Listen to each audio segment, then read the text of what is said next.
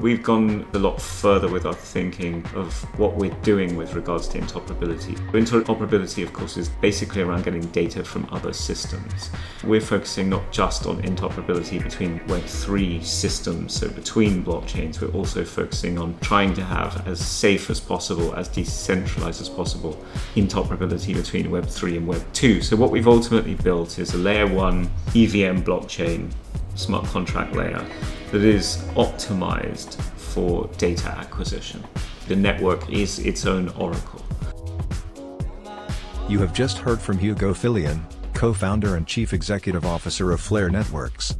Earlier in his career, Hugo was a commodity derivatives portfolio manager.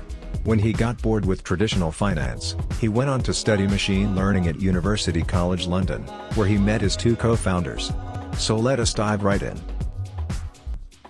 Here we are at the unofficial day 3 of the WebEx Asia conference with Hugo Phillion, a co-founder of Flare Networks. Hi, good to be here, thank you. How was your conference week so far? Yeah, very good, very energetic, especially the first day. I was told the booth was very busy. It's pretty exciting to see how much energy there is here. We've had a great time. Great time also in terms of making new business connections as well as maybe staffing up the team here.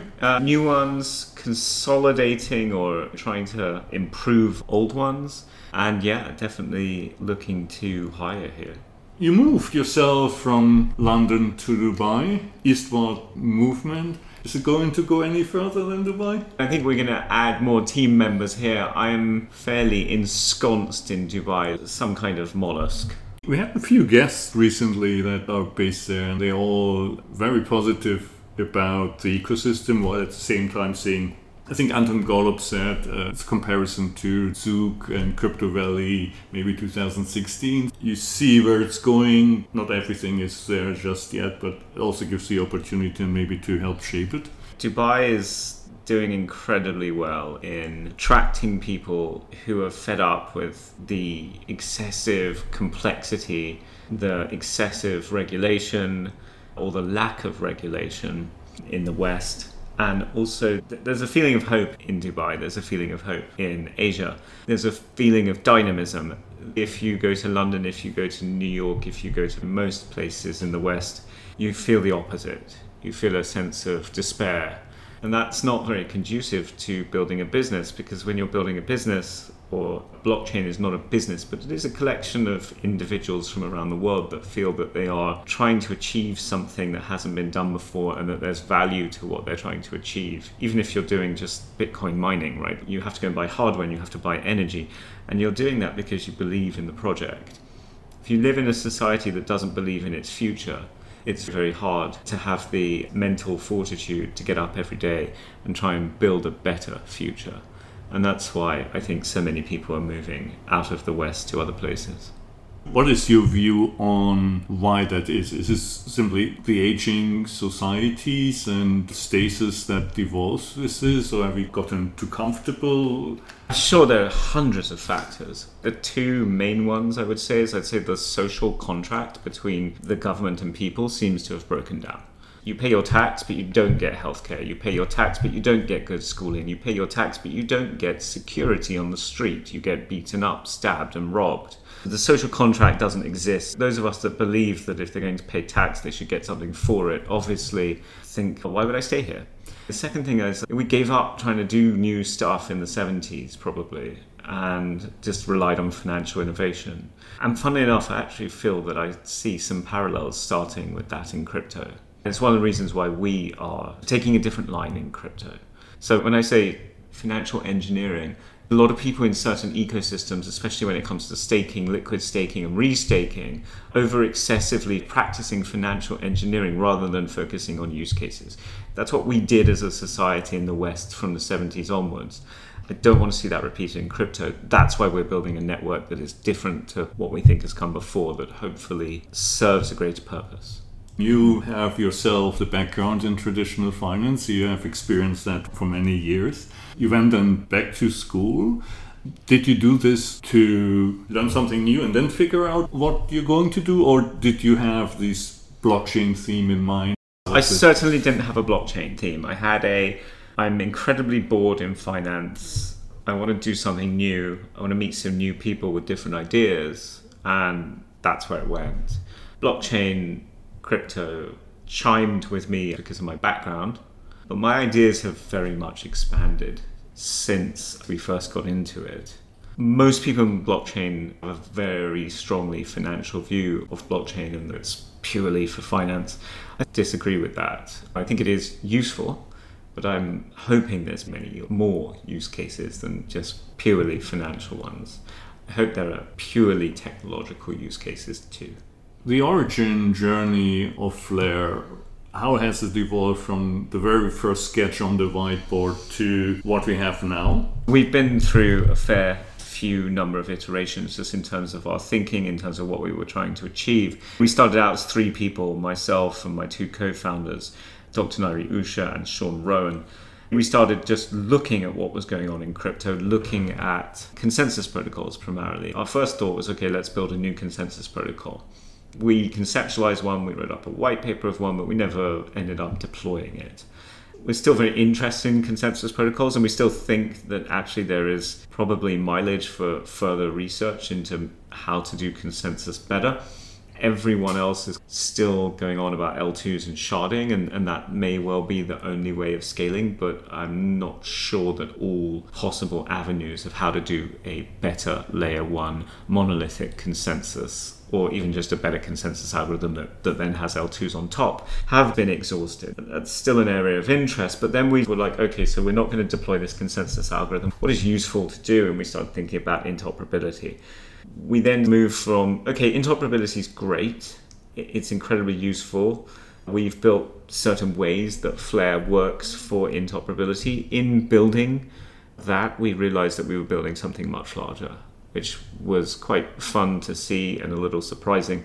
We were originally thinking, okay, how do we get information from other blockchains in order to be able to manage stuff across different blockchains? That's the basis of interoperability, is by being able to securely get data from another chain, respect that chain's consensus, keep security levels, so safety levels, decentralization levels, parallel to the other chains that you're working with. That's really the core of interoperability, and lots of people have different ideas about how to do interoperability. Unfortunately, what we've seen primarily in most products that have come to market is a desire to move very quickly and not really practice what we preach as an industry, which is decentralization and safety. Hence why the principal expression of interoperability, which has been bridges, has been multi-sig bridges that have caused pretty much the single largest loss in our industry as a cohort, close to $3 billion. There are some interoperability solutions that have merit. We think Flare is one of them, but we've gone a lot further with our thinking of what we're doing with regards to interoperability. Interoperability, of course, is basically around getting data from other systems. We're focusing not just on interoperability between Web3 systems, so between blockchains, we're also focusing on trying to have as safe as possible, as decentralized as possible, interoperability between Web3 and Web2. So what we've ultimately built is a layer 1 EVM blockchain, smart contract layer, that is optimized for data acquisition. The network is its own oracle. So it leverages the decentralized infrastructure of the network to get data from external systems, whether that's Web3 or Web2, onto the chain to come to consensus over that data in a as secure manner as possible, as decentralized manner as possible. Those are the things that really matter to us, but then what matters really to the user is A, that it's secure, but as importantly, that it's scalable and that it's inexpensive. And this is where the optimization bit comes in. So we've spent really a very long time optimizing the data protocols, optimizing the way the data protocols interact with the network, such that we can acquire data at scale at the lowest possible cost relative to all other data solutions. We think that being able to do data at scale, provable on chain, opens up use cases that haven't been previously available. And that brings me back to my thesis. I think we're getting too far into financial engineering because I don't think we're focusing on how to get people to build use cases that are relevant. You touched upon the three corners of the trilemma: decentralization, the security, and then the scalability in terms of the data acquisition. But what about the scalability of transactions? Is there a trade-off that had to be made in order to allow better data acquisition, that maybe from a transaction perspective you had to give up some throughput? We do use throughput of the network for the data acquisition, but relative to, say, an Oracle that sits on top, data acquisition protocols are infinitely more scalable. That's what I mean by optimization. If you want to compare another L1 with an external data acquisition protocol, let's say Chainlink, there's no competition. If you were trying to supply the same amount of data through Chainlink onto another L1 versus through Flare, there's no competition. In order to build really good performing DeFi applications, I also need quick access to data. And so you're expanding the range of things that can be built and maybe things that haven't been discovered yet. But as a default, if people just rebuilding what exists somewhere else, you have the better mousetrap even for traditional quote-unquote DeFi applications. I suppose we don't have the better mousetrap because we don't have the value that sits on the network that other blockchains do. We have a system that allows for you to do stuff that's really cool, and if you just want to rebuild existing DeFi, you will be able to get data quickly and inexpensively. You won't need to pay gas fees for an Oracle. You won't need to use an Oracle's bespoke token to pay for that. You can do that all natively on Flare.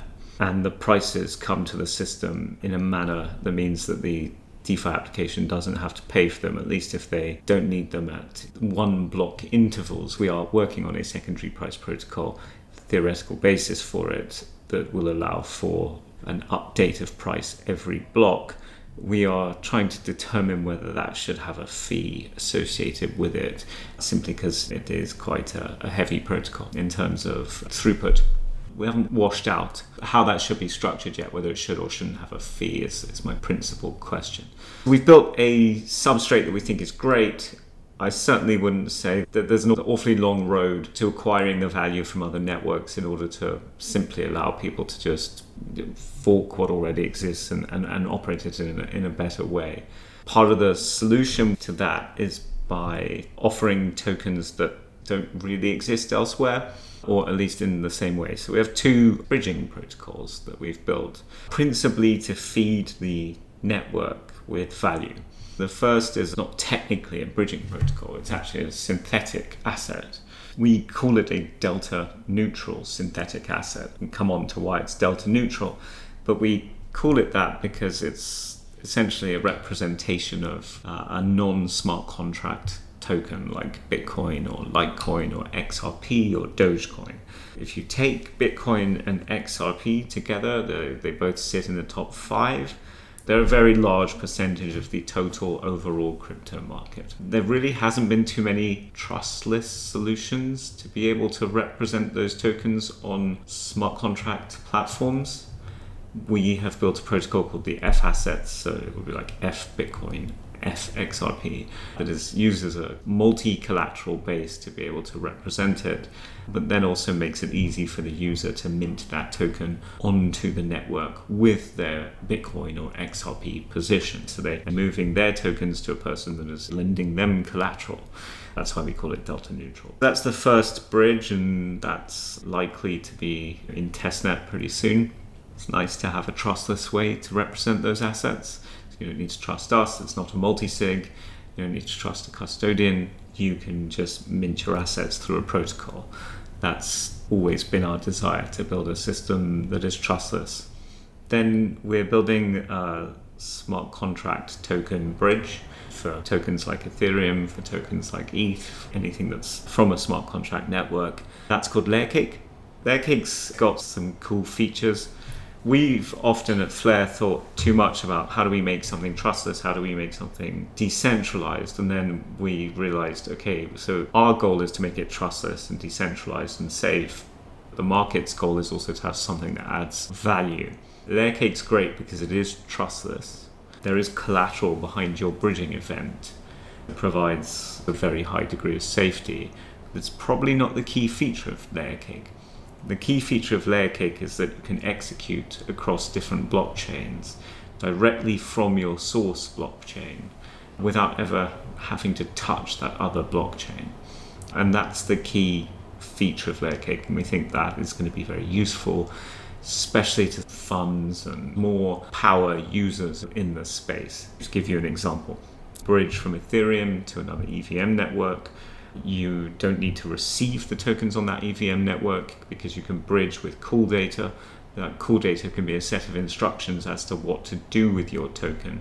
The entities that are operating the bridge, they handle your gas on the other side, and that's all rolled up in the fee that you pay for bridging. So depending on what set of instructions you're sending as you bridge, that will determine how much gas you're incurring on the other chain, and the bridge operator will set your fee correspondingly. But what that does mean is that you can execute anything you want across the other chain you're bridging to. In fact, you may be able to bridge to another chain, swap your token in a DEX for another token, and then immediately bridge that token back out to Ethereum, or some set of instructions that you wish to make. Obviously, thinking about what are the predetermined instructions that we bake into the system, but it is essentially an open field. That sounds like two new Lego blocks in the toolkit that, as you said on the outset, open up possibilities that there surely will be people out there who are going to test this to the limit. Hopefully. We think that if you can abstract away the complexity of blockchain, and this isn't a novel thought, like everyone knows this, that's why they're working on account abstraction, but this is almost like chain abstraction through a bridge. If the user doesn't really need to know or touch the other chain, that's quite useful in order to be able to transact. It probably extends to other areas beyond just value as well. We're thinking about how that bridge can be used to handle data across chains. Could be quite interesting. Through what mechanism have you avoided the traditional build of a bridge? Traditionally, bridges are built as a set of, they call them validators, but they're not validators, really, they're nodes. And they will operate essentially multi-sig that signs in contracts across chains. It's like the traditional bridge structure. And then there's things like Layer 0 that has this simply a message passing service. And the default example of Layer 0 lacks decentralization. They say it can be decentralized, but you'd have to find yourself a decentralized oracle that's prepared to pass your message across chain. I'm not sure I know one that exists. You'd have to find a relayer as well that was decentralized. Otherwise, the idea with something like Layer 0 is essentially, I think there's 3 parties that would need to collude to have control over what's happening in that message passing protocol, and that's not good enough for us. The same goes with multi-sigs. I don't care how big your multi-sig is, it's not decentralized. Perhaps there's some arguments that you could use something like Axelar with a validator network that is staked. That just gets to capital efficiency problems. You would need to have 3x the value of the messages you're passing in order to remain secure. That's an undesirable use of capital. We've thought about it for a very long time.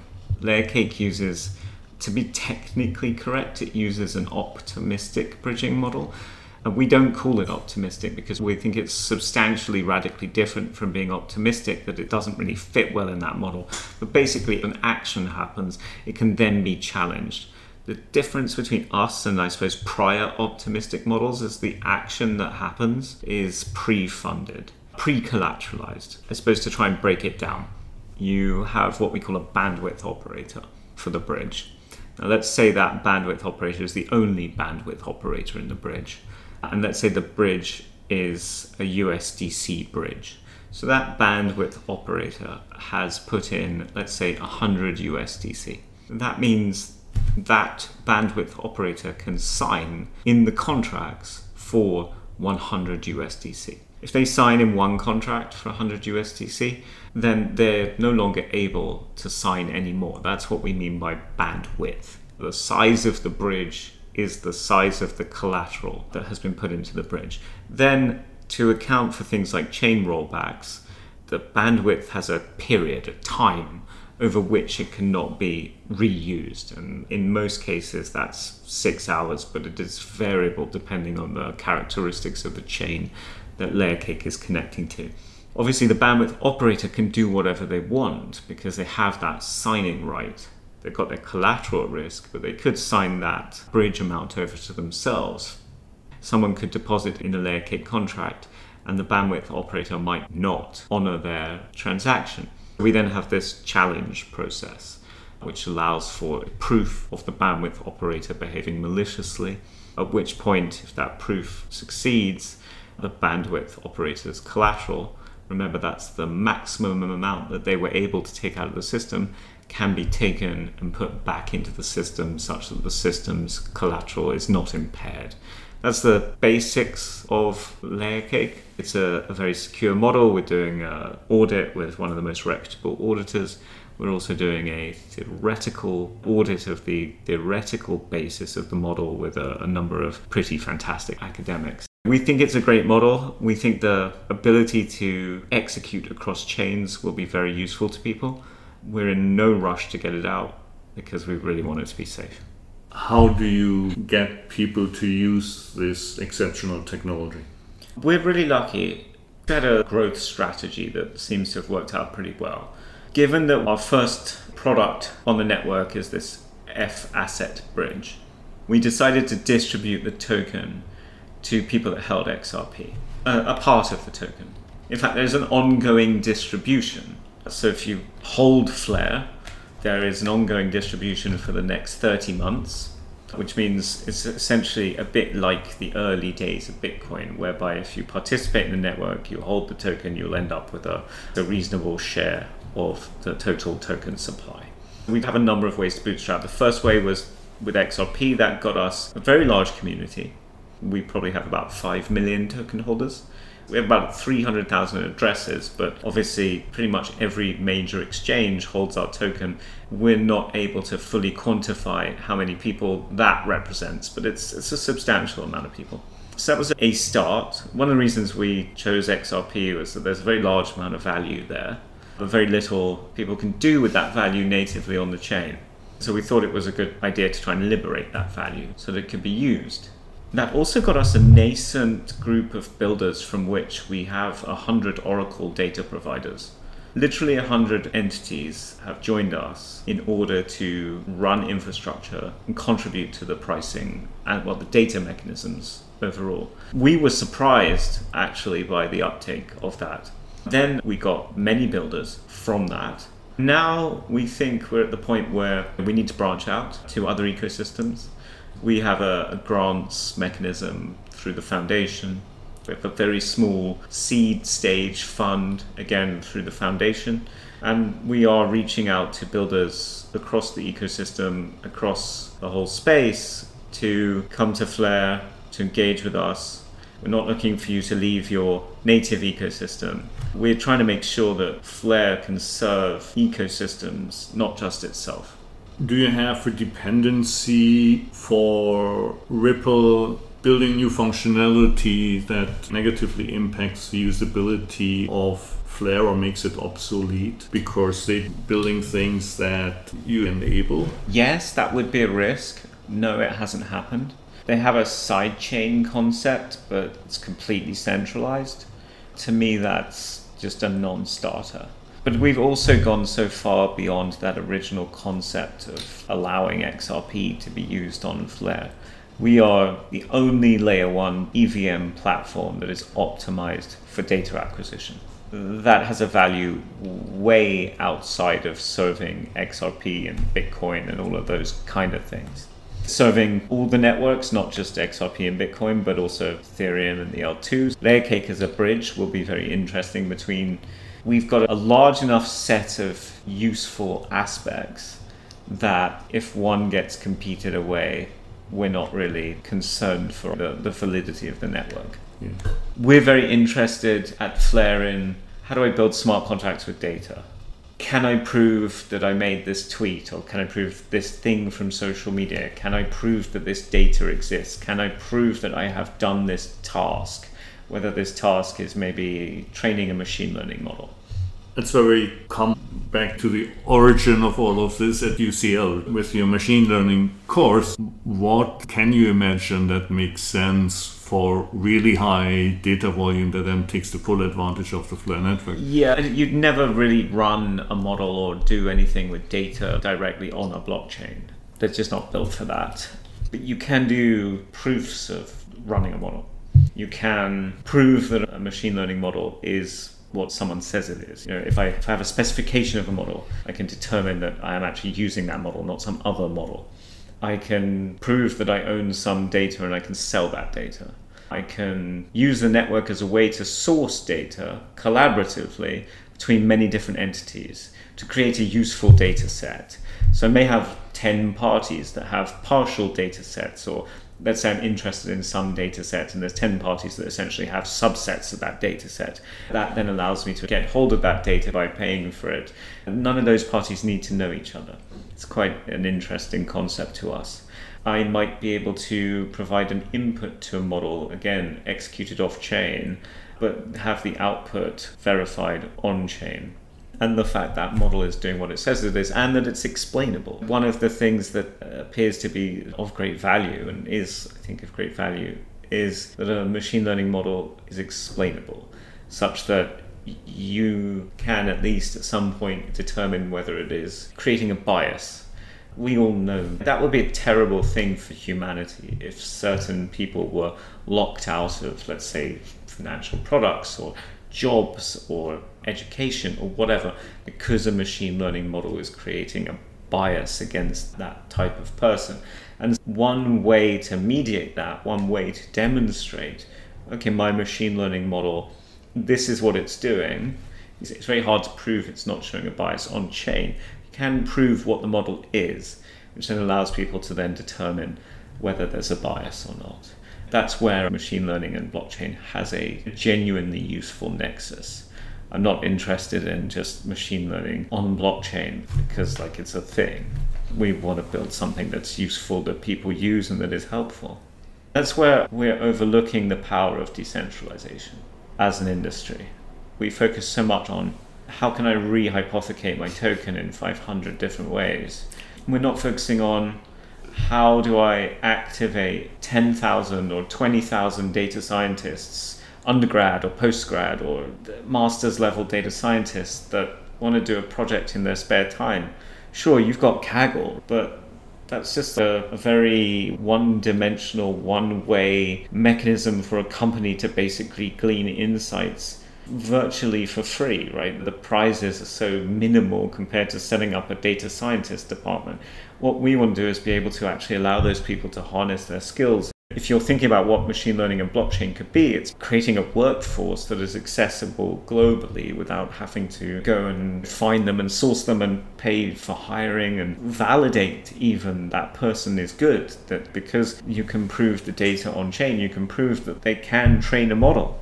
They have taken data, that model is trained, that it produces a certain error rate. It's like having an Amazon Mechanical Turk, but for something A, more interesting, and B, you're able to actually verify numerically, not just in a qualitative way, able to verify quantitatively that the people that say they can do this job can do it. And that's, I think, really interesting. If you're talking about democratizing anything, you were talking then about democratizing the data science space, because if you can decentralize the data acquisition. SETI had a program years ago where they would use idle computational resources to go through their data and see if they could find a pattern that suggested there was alien life. That was a really nice way of crowdsourcing computational resources that they didn't have the ability, that they didn't have the money to build a data center for at that time. One of the big obstacles to machine learning is that at the moment it's substantially difficult to do machine learning outside of a Google, outside of a Tencent, outside of a major institution that has a stranglehold on data. If we leave one of the most important technologies to a few very large corporates, our future looks every dystopian idea of the future. If you can crowdsource data, if you can crowdsource skills, if you can crowdsource If you can provide a verification substrate, then you can crowdsource it. And that has value, and I think is interesting, and I think is a potential way to take a bit of the power away from the very large companies, which is, to my mind, a desirable thing to do. Our take is that, at least at a minimal level, a data scientist is going to be able to interact with a blockchain. Go for the low-hanging fruit, which is training and model interrogation. Flare as a data marketplace. I think it'll be interesting. I think that people will have data sets, and I do think there'll be ways to aggregate them and create more useful data sets. But I don't think it's going to be the primary use case of, at least not for a long time. At least not until someone comes out with a fantastic game as an app that is allowing people to also share their data in a secure way and get paid for it. That's what, in a way, Sam Altman's trying to do with WorldCoin, right? It's like you share your biometric data. Again, I think that's a very big ask. It wouldn't be the first place I would start if I'm trying to encourage people to share data personally. It's not the most intuitive thing that you would necessarily think about, is to get people to start interacting with their personal data in a way that is going to create value for everyone. So if people now are interested in getting engaged, what's the best way to find out more about Flare and the community? Flare.network is our website. It's just a front page. There's lots of links there as to each protocol.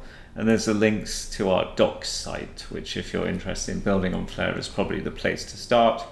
Then obviously we're quite present on Twitter. We have a Telegram group, we have a Discord. We do weekly dev sessions on our Discord, a place where people with questions for our developers can go. Not necessarily questions about, is the token going to go up in price? Or do you have any major partnerships in the pipeline, but more actually technical questions. That's the overview of how you'd engage with us. Otherwise, our GitHub is probably a good place to go as well. Do you have reference implementations? We've got some reference implementations for the oracles. And of course, all of the code's open source, apart from LayerCake, which is source available until we figure out how it gets monetized. What's the importance of the Asian part of the ecosystem? How do you envision Flare to grow across Asia? We're thinking about how to tackle that more radically than we have. We have a very sizable token holding community in Japan and in Korea. We are looking at how to scale up our presence and most importantly, our technical presence in Asia. One thing I'd say is that I'd certainly noticed that currently Asia lags in terms of building stuff that is native for Web3. If you look at a lot of the real development, it is coming out of Europe and India. India is, of course, in Asia, but we're talking specifically about this part of Asia. There seem to be hurdles here to building to the same kind of Web3 development that we see elsewhere. I'm not sure I understand that well what those hurdles are at this point. We're trying to figure that out so that we can encourage development. One of the areas that we differ from perhaps some of the other blockchains is that we are focused on DeFi because it is the lowest hanging fruit for us today. We do actually have options that are more regulatory compliant, like the machine learning aspect may play better in parts of Asia than building a DeFi protocol that potentially is not regulatory compliant. We provide options to developers that some of the other protocols, blockchains, can't provide. That's good news for us in this part of Asia, because we're probably seeing you or your team here more often. We are looking for a head of country for Japan and a head of country for Korea. If anyone's listening and you think that you're that person, please contact me. Wonderful. Thank you very much. Really appreciate you taking the time. Thank you very much, Hugo. Thank you.